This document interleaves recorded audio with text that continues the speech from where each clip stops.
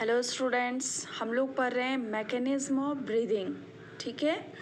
Breathing involves taking in air rich in oxygen into the lungs and giving out of carbon dioxide from the lungs। क्या होता है, हम लोग breathing process में क्या करते हैं, ऑक्सीजन रिच एयर लेते हैं और कार्बन डाइऑक्साइड रिच एयर जो है वो हमारे बॉडी से बाहर जाता है। ठीक है ना। तो हम लोग ऑक्सीजन को इनहेल करते हैं, दैट इज इनहेलेशन, और कार्बन डाइऑक्साइड हमारे बॉडी से बाहर निकलता है, दैट इज एक्सहेलेशन। ठीक है ना। तो यहाँ पे हम लोग पढ़ेंगे कि इनहेलेशन में क्या होता है। सबसे फर्स्ट आप जान रहे हो कि जो लंग्स जो है ये हमारा रेस्पिरेटरी ऑर्गन है। ठीक है ना।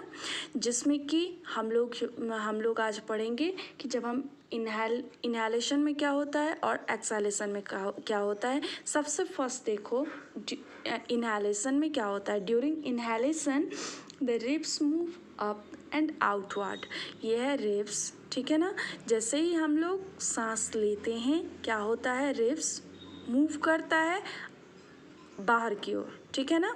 और ये जो डायफ्राम है, डायफ्राम ये जो मस्कुलर डायफ्राम है जो कि सेपरेट करता है चेस्ट कैविटी को एब्डोमिनल कैविटी से, ये डाउन होता है। ठीक है ना।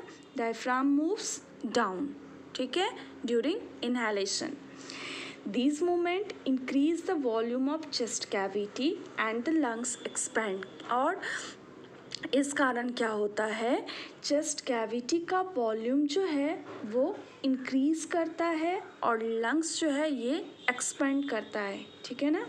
As a result pressure inside the lungs decreases. और जिस कारण की प्रेशर जो है वो इनसाइड लंग्स डिक्रीज करता है, और डिक्रीज करने से क्या होता है, fresh air रसेस into the lungs, और फ्रेश एयर जो है वो लंग्स के थ्रू फैलता है। ठीक है ना।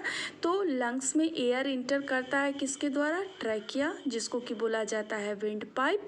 जैसे ही एयर इंटर करता है, रिब्स, जब हम सांस लेते हैं तो रिब्स मूव करेगा अपवर्ड एंड आउटवर्ड, और डायफ्राम जो है ये मूव करेगा डाउन। ठीक है ना। जिससे कि वॉल्यूम जो है चेस्ट कैविटी का वो इंक्रीज करता है और लंग्स जो है ये एक्सपेंड करता है। ठीक है। और जिस कारण कि प्रेशर इनसाइड द लंग्स जो है ये डिक्रीज करेगा और एयर जो है पूरे लंग्स के थ्रू बॉडी में जाएगा। ठीक है ना। ये इनहेलेशन है। अब फिर हम लोग पढ़ेंगे एक्सहेलेशन।